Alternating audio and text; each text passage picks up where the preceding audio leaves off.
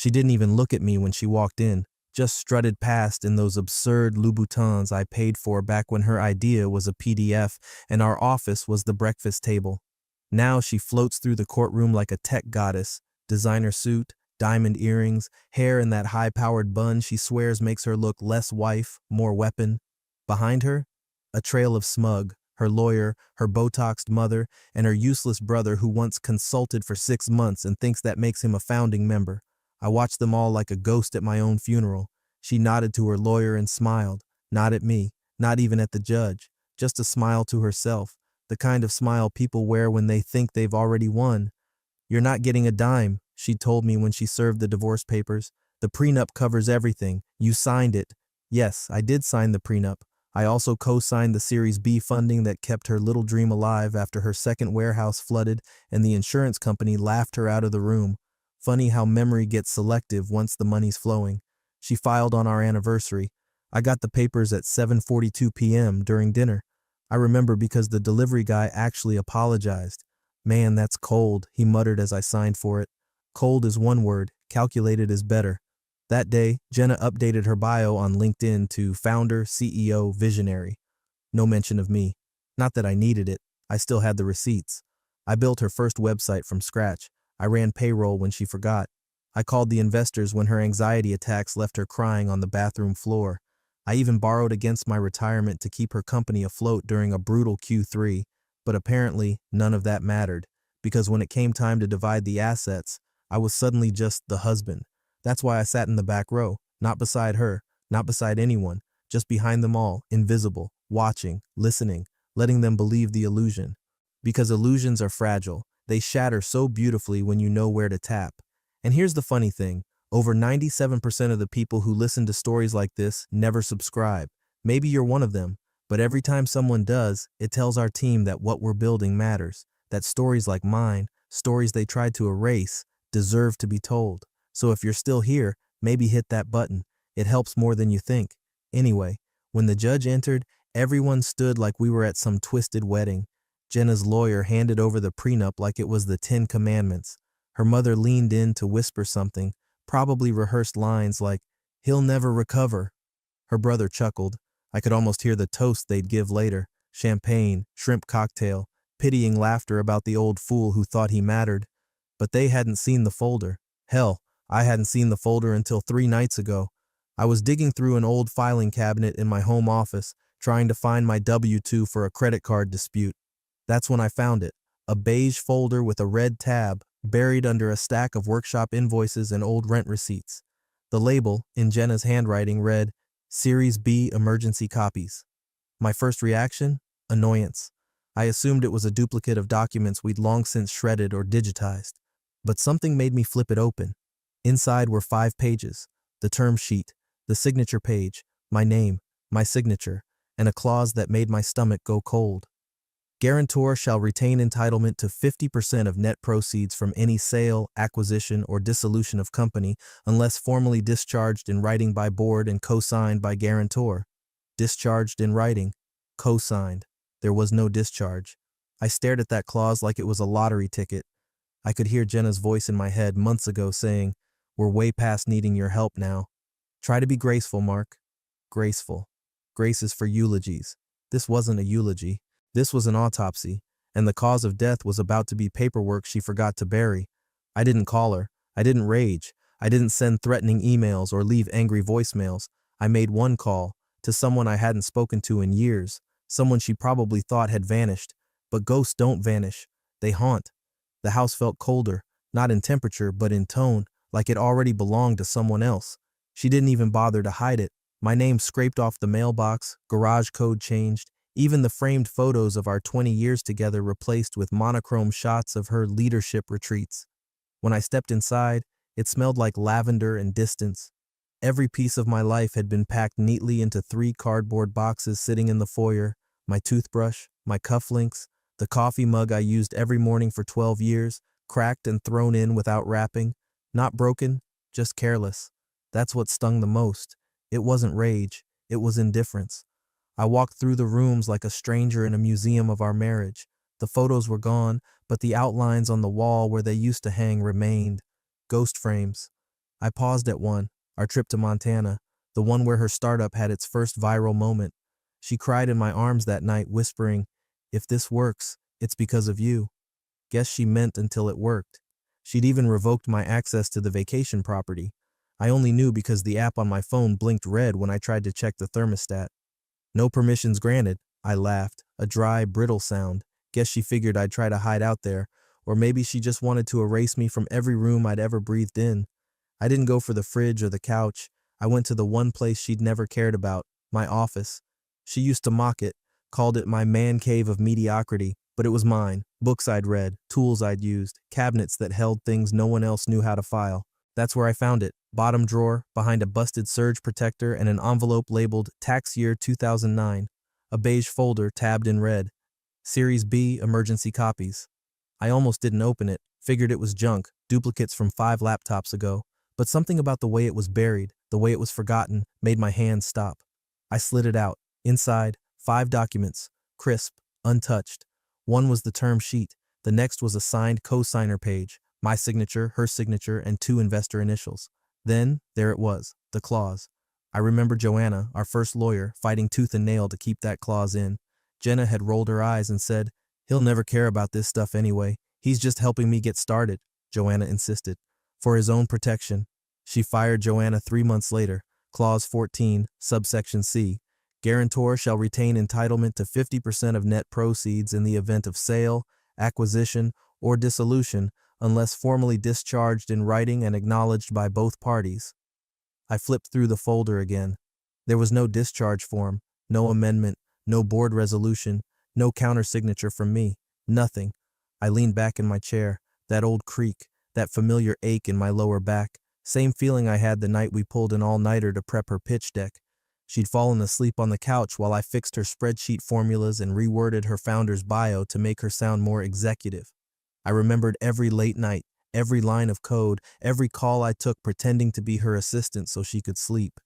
I remembered pulling credit to back the bridge loan she needed when the angel round fell through. I remembered watching her light up on stage the first time she spoke at a Women in Tech panel. I also remembered the first time she told me I wasn't part of the vision anymore. Said it like she was offering condolences. Now I had a folder and a clause. Not revenge, not yet, but leverage. I stared at that folder for a long time.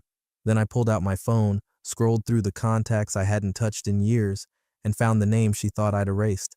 Joanna. Last time we spoke, Jenna had called her paranoid. Maybe. Or maybe just thorough. She picked up on the second ring. "Mark?" "Hey," I said. "I need to know if this clause still holds up." There was silence. Then, "Wait, you still have the original?" I didn't answer right away. I just looked down at the red tab. "I think it's time," I said. We reminded her who funded the vision. Joanna didn't laugh. She just said, "Send me the scan." Cold curiosity. That's all I felt. Not hope, not rage, just the sensation of an old engine turning over in my chest. Slow, steady, familiar. The house didn't feel so cold anymore. Joanna hadn't changed her number. That surprised me more than it should have. Most people disappear when they're pushed out, change numbers, cities, names. But not her. Still the same 6 digits I saved the day after she faxed us the first investor disclosures. She picked up like she'd been expecting the call. "Mark?" Her voice had the same clipped sharpness I remembered, clear, direct, no wasted syllables. She was the kind of woman who never added sugar to anything, not even words. "It's been a while," I said. 11 years and 4 months, she replied. "So what's wrong?" I exhaled. "You remember the Series B clause?" Silence. Then, "Tell me you still have the paperwork." "I do." Another pause. I imagined her sitting at her desk, glasses perched low, eyes narrowed at a screen even before I emailed anything. "You didn't just co-sign," she said. "You were listed as a guarantor. That wasn't Jenna's idea. That was mine. You remember why?" "Because I was fronting the bridge loan," I said, "and none of the investors would touch her without a risk buffer." "Exactly. That clause wasn't decorative. It was insurance, for you." She hated that I included it, by the way. "She fired you for being too cautious," I said. "She fired me because I told her she couldn't gut her husband's equity and pretend he was just a +1. She was angry. Still, after all this time. I opened the folder again, smoothing the document flat across the desk. There was my name, etched in ink like a ghost of the man she once needed. And there it was, the clause. "No," I said. "It was never amended." She didn't say anything for a few seconds. Then, with all the warmth of a surgeon prepping a scalpel, "Then we file, immediately." I leaned back, eyes fixed on the ceiling. I could hear Jenna's voice in my head again, mocking, confident, hollow. "Mark doesn't care about that stuff. He just wanted to help." I did want to help. That was the worst part. I believed in her. Not just the idea, her. I fought through every budget panic, every caffeine-fueled spiral, every time she cried because a supplier ghosted her. And when the wins came, I stepped back. Let her shine. Let her stand on the TEDx stage alone. Let her rewrite history in every article where I became supportive husband Mark Yates, as though that was a title, not a job description. And now I was the guarantor she forgot to erase. Joanna's voice cut through my thoughts. "Do you know what triggered it?" "Last week," I said. "She posted a rebrand, said she acquired her parent company. Total absorption." There was a click of keys on her end. She was already searching. "That counts. That triggers the clause." I rubbed my face. "She thinks the prenup shields her." Joanna snorted. "The prenup was between you and Jenna. The clause is between you and the company. That's a separate entity. And unless the board formally discharged you, you're still tethered to every dollar she moves." "She was the board," I said. "Exactly," Joanna replied, "and she never sent you a discharge. That's breach of fiduciary duty, layered on top of contractual failure." That's when it hit me. This wasn't just about revenge. It wasn't even about money. It was about language, about fine print, about a woman so convinced of her own genius, she forgot the one person who could still write her ending. Joanna's voice softened slightly. "Mark, you were always kind to her, even when she wasn't to you." I didn't respond. "I'll prep the filings," she said. "Send me clean scans of everything you've got." "And Mark?" "Yeah?" "Don't hesitate." She never did. I hung up. The house was quiet, a different kind of quiet now, less empty, more loaded. I stood in front of the mirror in my office and looked at myself, 50 pounds heavier than when we started the business, less hair, more age, but the same eyes. The same man who'd written that first check, even when the odds said no. I'd been her first investor. Now I was her final problem. The conference room they booked for the deposition was one of those sterile corporate spaces with fake ficus trees and an air purifier humming like it was trying to keep secrets. Jenna's lawyer sat at the head of the table like he was auditioning for a legal drama, charcoal suit, designer watch just loose enough to flash when he gestured. To his right, Jenna, legs crossed, jaw set, arms folded in a posture that screamed, "Let's get this over with." Her brother was there too, for reasons no one ever clarified, sipping from a branded water bottle like he owned equity just by proximity. I showed up 10 minutes early, sat down calmly, wore the same blue blazer I'd worn the day Jenna gave her first investor pitch. It still fit, barely, but I wore it on purpose. Joanna wasn't alone. She sent her partner, Daniel Chu, mid-30s, quiet, precise, no flashy accessories, just a yellow legal pad and the kind of silence that feels like it's listening. The court reporter clicked her heels across the tile and sat up in the corner. Jenna's lawyer took the floor like a man about to land a finishing blow. "We're here today regarding the asset division between Miss Brighton and Mr. Yates," he began, with the smooth arrogance of someone who already envisioned himself sipping victory whiskey by sundown. "Per the prenuptial agreement signed and notarized on March 12, 2012, Mr. Yates waived all rights to marital assets, business equity, and spousal support in the event of dissolution." He turned to me, smiled like he was doing me a favor. "Mr. Yates is owed nothing under this agreement." I didn't blink. I didn't even look at him. I just opened my folder, slid one document across the table and said, "We'll see." He barely glanced at it, didn't even pick it up. "Outdated," he scoffed, already waving toward the court reporter. "Let the record show." Daniel cleared his throat. "Excuse me," he said softly. Everyone turned. Daniel finally picked up the document, held it between two fingers like a detonator. "The Series B funding referenced here was never restructured, no amendments, no discharges, no board action to override the clause. The document is not outdated." Jenna's lawyer blinked. Daniel's voice stayed calm. "And this," he tapped the paper, "this is enforceable." It was the first time the room went quiet. You could feel it, a sudden vacuum where confidence had just been. Jenna shifted. Her jaw clenched a little tighter. Her brother leaned forward, trying to read the document now like he understood a damn word of it. Jenna's lawyer tried to recover. "Even if the clause technically exists, it's over a decade old, irrelevant. The business has evolved." Daniel's tone didn't change. Clause 14 doesn't expire. The guarantor's rights persist unless explicitly revoked by formal board resolution and co-signed discharge. Neither occurred. Therefore, Mr. Yates's entitlement to 50% of net exit proceeds remains intact. He paused. Let it hang. Then added, "You'd know that if you'd read the founding documents before smirking." That was the moment Jenna's eyes narrowed. Not fear, not yet, but recognition, like a chess player realizing she just sacrificed the wrong piece 3 moves ago. Her lawyer leaned toward her, whispered something. She didn't answer. He turned back to us. "So you're filing for equity?" Daniel smiled, but it didn't reach his eyes.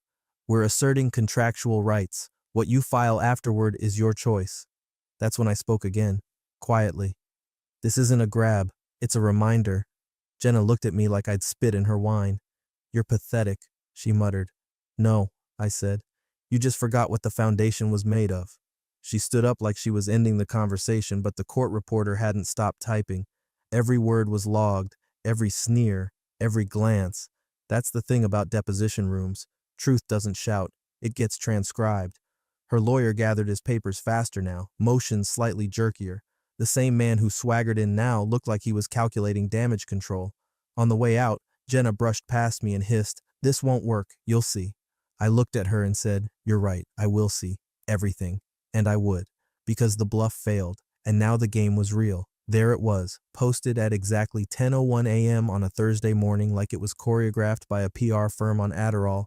A high-res photo of Jenna standing in front of a branded backdrop, gold confetti falling just right, her eyes locked on the camera like a queen surveying her digital kingdom.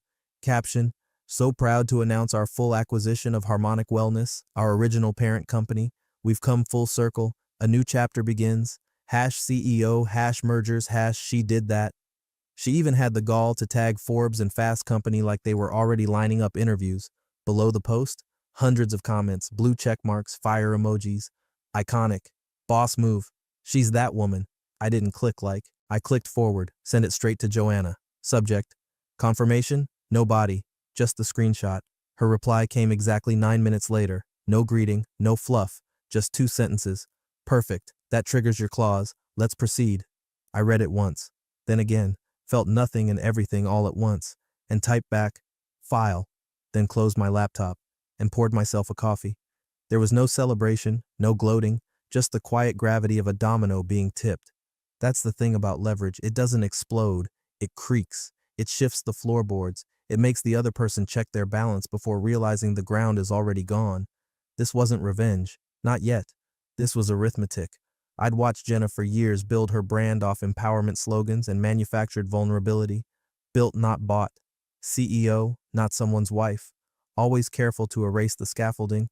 No mention of early investors. No acknowledgement of bridge loans. Just glossy sound bites and curated hustle. But her ego had a fatal blind spot. Documentation. The acquisition she just bragged about? It wasn't just a headline. It was a legal event. A structural shift. The kind of movement that shakes old contracts awake and makes buried clauses blink into relevance. She had forgotten the clause, or worse, assumed it was dead. She'd never checked if the discharge had been filed. It hadn't. And that meant I now legally owned a share of the very company she just made noise about absorbing. It was like watching someone pop champagne on a minefield. I kept reading the comments under her post. One of them made me laugh. She did it all herself. Sure. With a 742 credit score that didn't belong to her, a second mortgage she never signed, and a guarantor clause she never read. Joanna called later that day. No small talk, just, "Legal drafting underway. Once it's filed, her counsel will be notified automatically. We're also preparing a cease and desist on any asset movements in the interim, pending valuation." I said nothing. She added, "You'll need to be visible. She'll expect intimidation. Don't blink." "I'm not blinking," I said. "I'm watching her blink." Jenna posted again that night. Photo of her on a rooftop with 3 women I didn't recognize, glasses raised. The caption read, "To those who doubted me, thank you for the fuel." No doubt she thought I was one of them. She had no idea I wasn't fueling her. I was driving the tank, and now the engine was running. The courtroom was colder than usual. Either that or I had finally stopped feeling anything. My chair felt harder. The wood grain on the table looked sharper. I watched Jenna lean over to her lawyer with the kind of casualness reserved for the already victorious. She wore white again, symbolic, I guess. Purity, control, confidence. Her nails were painted the same nude shade she used to wear when prepping for media appearances. Professional but lethal, she once told me. She didn't even glance my way. Her side opened with flair. They wheeled in a projector, passed around bound copies of spreadsheets printed on heavyweight paper like it would somehow make the numbers mean more. The lawyer, same peacock from the deposition, stood and delivered what he must have believed was a closing argument, even though we were barely halfway through the fight. "Your Honor," he began, "we are here today to affirm that Miss Brighton, under the protection of a fully executed prenuptial agreement, is under no obligation to relinquish any portion of her personal, business, or marital assets to Mr. Yates. Exhibit A outlines the stock allocations from 2012 through present day, including split adjustments, RSU distributions, and acquisition restructuring. Exhibit B includes the prenup signed and notarized with Mr. Yates' signature present on all pages." He clicked his remote. Slide after slide flashed, equity charts, growth graphs, valuation tables. I could almost hear her mother clapping silently from the gallery. The judge nodded, flipping slowly through the printouts. Formal, neutral, unbothered. And then it was our turn. Joanna didn't stand. Daniel did. He didn't raise his voice. He didn't wave papers. He simply placed a slim folder on the table and slid it toward the clerk. Then he began, "Your Honor, this folder contains 3 items." He waited until the judge nodded. First, the original Series B term sheet, dated and signed by Miss Brighton, Mr. Yates, and 2 of the founding investors. It includes Clause 14, which stipulates that Mr. Yates, as the financial guarantor, retains entitlement to 50% of all net proceeds in the event of acquisition, dissolution, or sale, unless formally discharged in writing and co-signed. He placed a second document gently on top. Second, a signed and sworn witness statement from Peter Zurich, her original Series B investor, confirming that no such discharge was ever filed, discussed, or brought to board vote. Jenna's lawyer started to open his mouth, but Daniel raised one finger and placed the third item on the table. And third, a forensic audit performed by Resnick and Bloom, confirming that Miss Brighton used Mr. Yates's personal credit profile to secure the initial $400,000 bridge loan that carried the company between Q2 and Q3 in 2013. The loan documentation lists Mr. Yates's name, SSN, and signature. He was unaware the loan was filed in his name. He received no repayment. Silence. The judge blinked slowly. You could almost hear the weight shift from one side of the courtroom to the other. Daniel folded his hands. "Your Honor, the prenup pertains to marital assets. Clause 14 pertains to corporate equity, an entirely separate contractual agreement." The judge adjusted his glasses and leaned forward, scanning the documents. "What was the source of the bridge loan capital again?" he asked. "Private line of credit," Daniel said, "secured by Mr. Yates's personal financial profile." "Unsecured, technically," I added. "I signed it on trust." The judge looked at me then, really looked. First time all day. Jenna's lawyer scrambled. "Even if that's true, it doesn't negate the prenup." Daniel shook his head. "It doesn't have to. This isn't about the prenup. It's about a corporate contract executed with third-party witness, clear financial linkage, and no amendments or discharge. The clause is alive, the breach is active, and Mr. Yates is owed." The judge didn't nod. He didn't smile, but his tone changed, just a little. "Is this the only copy of the clause?" he asked. "We have 3, Daniel said. "One in Mr. Yates's possession, one provided by counsel Zurich during discovery, and one lodged with the original fund administrator at Andover Trust." That was when Jenna's eyes darted sideways. Not long, just a flicker, to her brother, then back to the judge. I'd seen that look before, during a warehouse fire years ago, when she thought the insurance paperwork hadn't gone through. It was the look of someone who finally wonders what else they forgot to double-check. The judge tapped his pen against the folder, once, twice, then leaned back. "I'll need time to review," he said. "We will reconvene in 3 days." Gavel didn't drop, but a weight did. Jenna stood slowly, her confidence suddenly brittle. She didn't look at me when she left, but her lawyer did, and this time, he wasn't smiling. 3 days later, the courtroom was quieter, heavier, like the air had thickened with the scent of pending correction. Jenna arrived late this time, just 5 minutes, but late. Her walk was stiffer, more mechanical. The heels were still sharp, the suit still tailored, but the energy was different. Her brother tried to joke as they passed me. Something about watching too many courtroom dramas.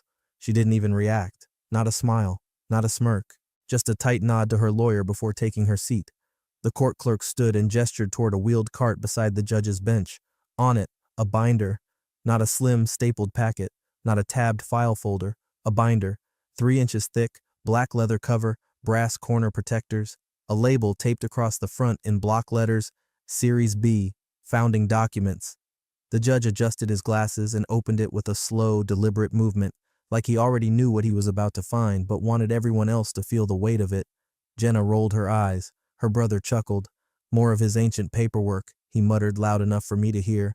Then the judge began to read, not quickly, not skimming, out loud. Page 12, Term Sheet Addendum B. Guarantor, Mark Yates. In consideration of financial risk and equity offset, guarantor shall retain entitlement to 50% of net exit value, including sale, merger, or acquisition of controlling interest, unless formally discharged in writing by majority board vote and co-signature by said guarantor. The courtroom stilled. The judge continued, calm, clinical, almost bored. There is no discharge form on file. No one moved. Even the court reporter paused for a second, her fingers hovering above the keys like they weren't sure whether to record the silence or the heartbeat hammering underneath it. From Jenna's table came a whisper, not hers, but her brother's. What does that mean? The judge didn't look up. He simply turned another page, then answered without lifting his eyes. It means the prenup doesn't protect against this. The phrase hung in the room like a cracked bell, echoing, uneven, unwelcome. Jenna's lawyer opened his mouth, closed it, then leaned in to whisper frantically to her. She leaned away. Her posture suddenly curled inward, shoulders tight, elbows drawn closer to her body. Her confidence, the kind that drips off press releases and TEDx speeches, had just been dragged into daylight and left exposed. Daniel, seated next to me, quietly laid a second binder on our table. Slimmer, sleek, labeled in silver ink, notice of equity motion prepared. He didn't slide it forward, he didn't even open it, he just placed his hand on top of it, lightly, a statement. The judge turned back to us, his tone shifted, no longer procedural, now he was curious, engaged. Mr. Yates, he said, would you like to formally request a hearing on the equity matter at this time?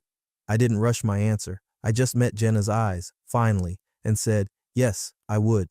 She looked at me like she didn't recognize the man across the room, and maybe she didn't. Maybe she thought the version of me who built her pitch decks and ironed her shirts had died off somewhere between Series A and her first board seat. But he hadn't died. He had just waited. She whispered something to her lawyer. He flipped through the binder again, hoping the pages might reorder themselves into an escape plan. They didn't. That's the thing about paper. It doesn't care about charisma, it just is. The judge made one final note and stood. Discovery is complete. Motion is calendared. We'll reconvene in 5 days. And just like that, he left the bench. No gavel, no shouting. But in Jenna's eyes, a flicker. Not fear, not yet.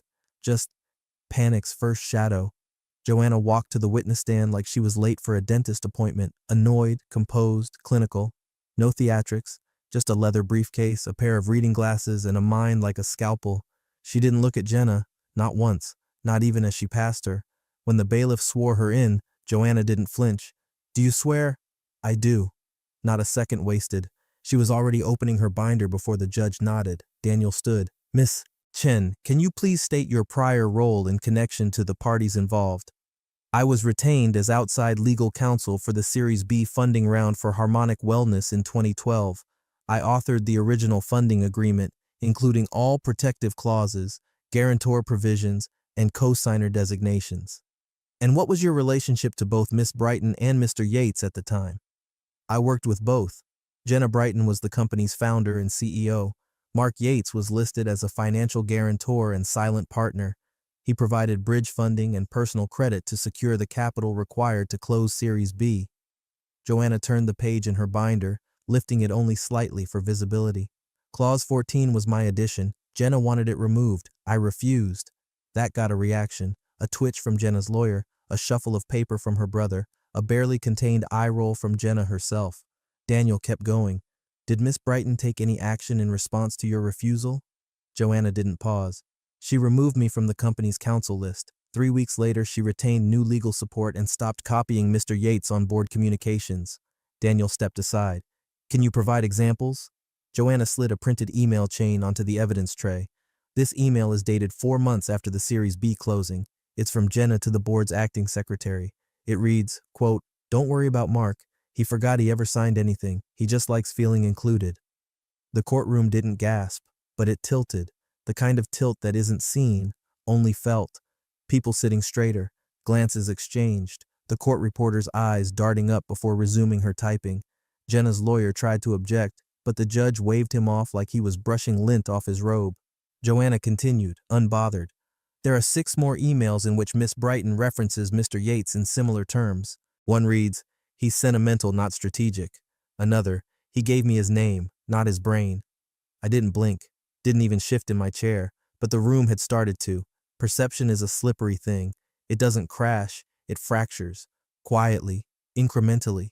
The image Jenna had so carefully curated, the self-made CEO, the resilient founder, the solo genius, was being unthreaded line by line in her own words. Daniel raised a hand.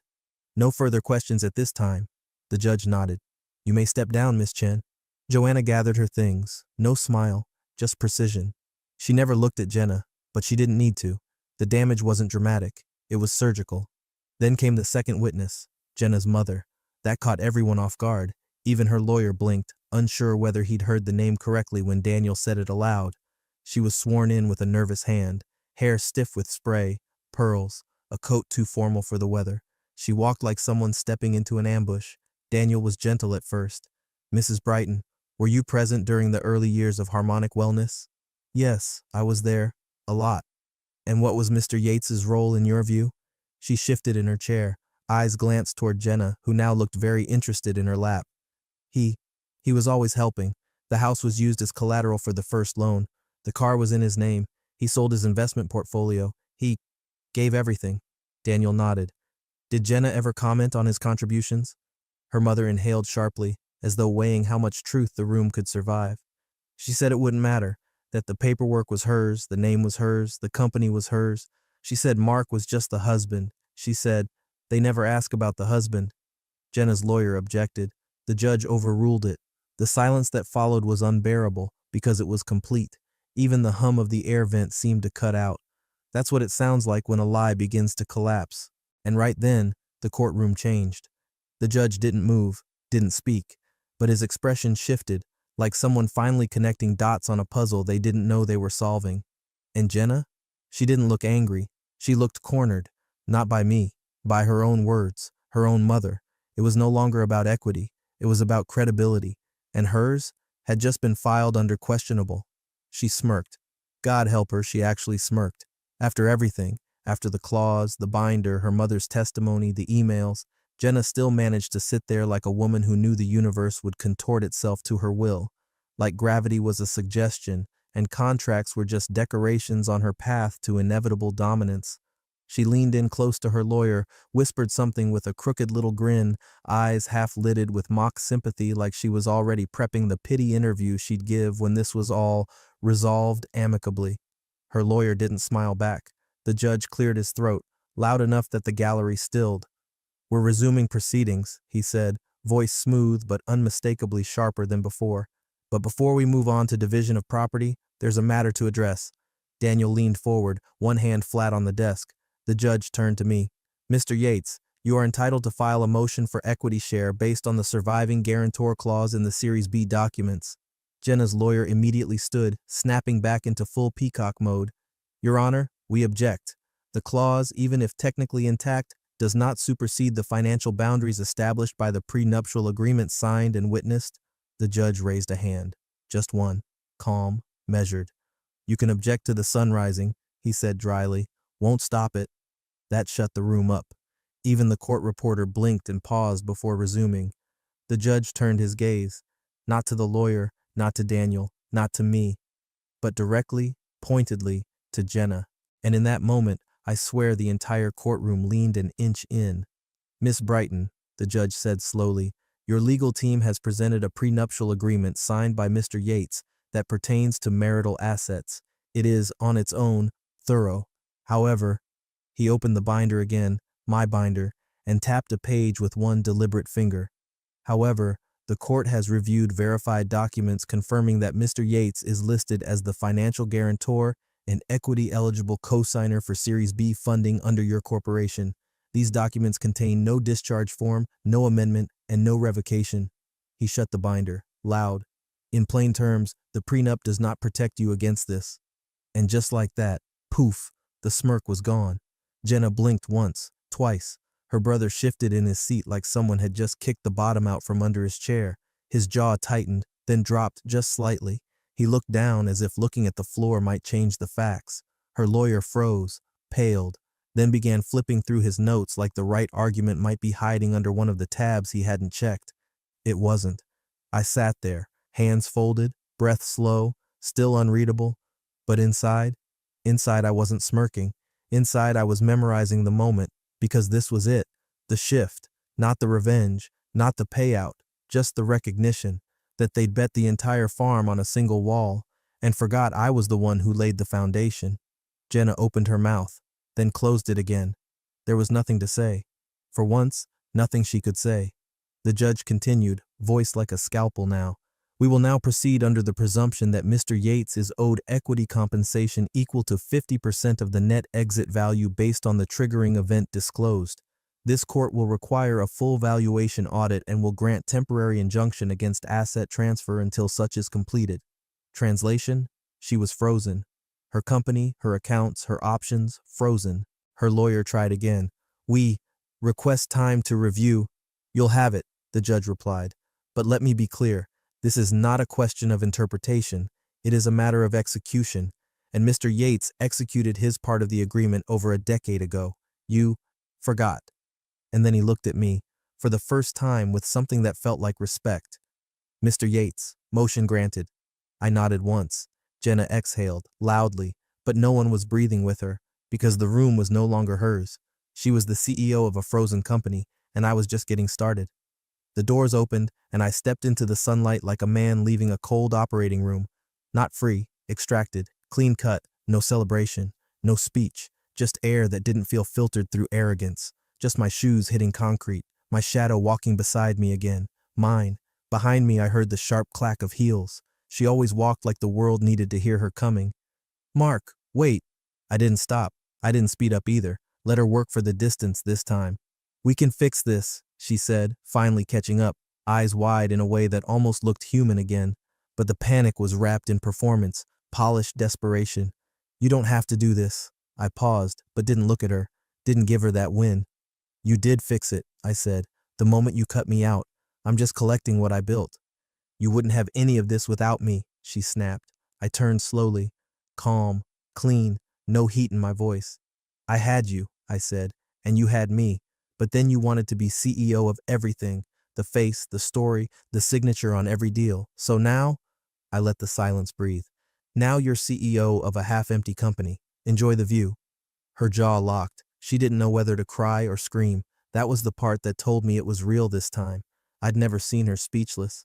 And then it happened. Her phone buzzed, twice. I watched her check it out of habit like she always did. Thumb flicked up the screen. Her face fell. Not dramatic, not cinematic, just fell. 2 notifications. Bank alert. Account access removed. User privileges suspended. Bank alert. Funds frozen pending valuation. Below it, one small caption in gray, buried in the fine print. Per clause. She looked up, mouth open, but I was already walking, past the courthouse, past the press outside hoping for a quote, past the intern who once carried her laptop and now looked like he'd just watched a queen lose her crown. I didn't turn around, because this was never about humiliation. Not for me. It was about accuracy, a silent correction in the ledger of a life we built together. She used my name to launch, my credit to climb, and my silence to rewrite the story. She forgot the paperwork. I didn't. Now, she can keep the stage. I'll take the shares.